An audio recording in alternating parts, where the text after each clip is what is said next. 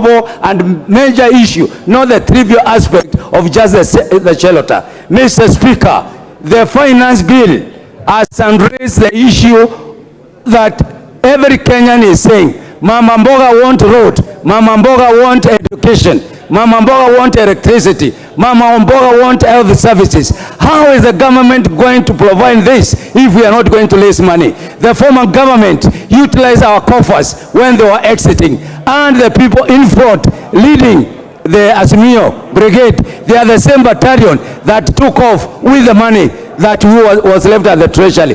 Shame for you to stand there and tell Kenyans that the living standard. Listen, you took a lot of debts. You left this country in debt. Now, where do you think the money is going to come from?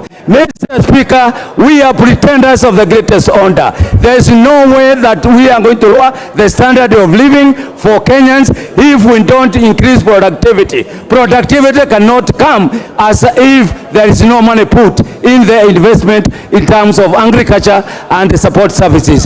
So let's engage on issues. Let's not engage on populism. My friend, Mr. Mbui, I was not born in parliament, but I want to be counted as one person who I want to be counted as one person who... Yes, Robert Mbui, what's the problem?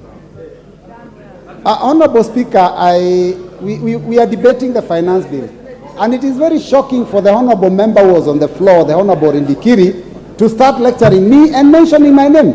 Mr. Speaker, here it's about debate, it's about the finance bill.